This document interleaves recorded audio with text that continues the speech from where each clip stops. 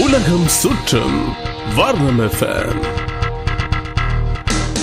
ஆச்சரியமான சுவாரஸ்யமான விளையாட்டு சினிமா என உலகம் சுற்றும் வர்ணம் FM வார நாட்களில் இரவு 10 மணிக்கு.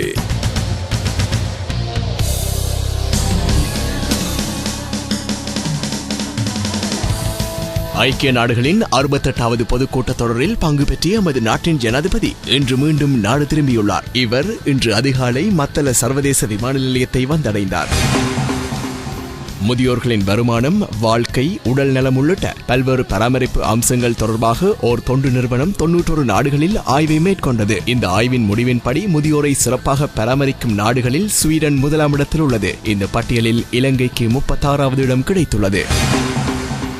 ஐநாவின் உணவு நிறுவனம் சமீபத்தில் சர்வதேச அளவில் ஆய்வொன்றை மேற்கொண்டது. இதில் 2010 ஆண்டு முதல் 2012 ஆண்டு வரை சர்வதேச அளவில் 86 கோடியே 80 லட்சம் பேரும், 2011 முதல் 2013 வரை 84 கோடியே 20 லட்சம் பேர் வரை உணவின்றி வாடுகின்றனர். இது உலக மக்கள் தொகையில் 12%.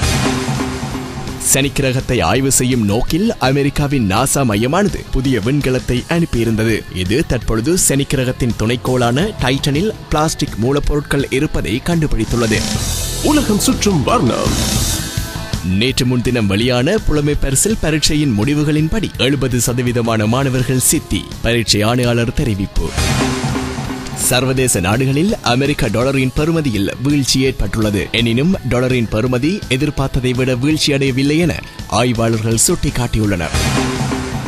சாம்பியன்ஸ் லீக் 2020 போட்டியின் இறுதிப் போட்டி தற்பொழுது நடைபெற்று வருகிறது. சென்னை சூப்பர் கிங்ஸ் மற்றும் ட்ரினிடாட் அண்ட் டொபாகோ அணிகள் மோதுகின்றன. தொடர்ந்து முதலாம், இரண்டாம் போட்டிகள் வரும் 4ஆம், 5ஆம் தேதியும் இறுதிப் போட்டி 6ஆம் தேதியும் நடைபெறவுள்ளது. இந்நிலையில் அரையிறுதிப் போட்டியில் குழு ஏயில் மும்பை இந்தியன்ஸ் மற்றும் ராஜஸ்தான் ராயலும், குழு பியில் சென்னை சூப்பர் கிங்ஸ் மற்றும் ட்ரினிடாட் அண்ட் டொபாகோ அணிகளும் தெரிவாகியுள்ளன.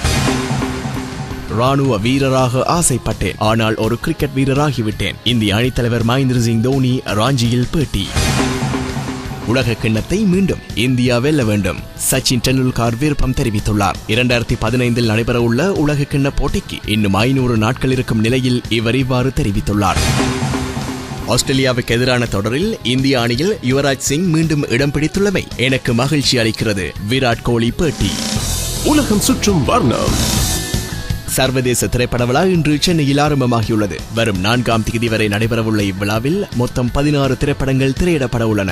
America, Iran, France, German, Malaysia, Belgium போன்ற இன்னும் சில நாடுகளின் குறும்படங்கள், ஆவணப்படங்களும் திரையிடப்பட உள்ளமை குறிப்பிடத்தக்கது.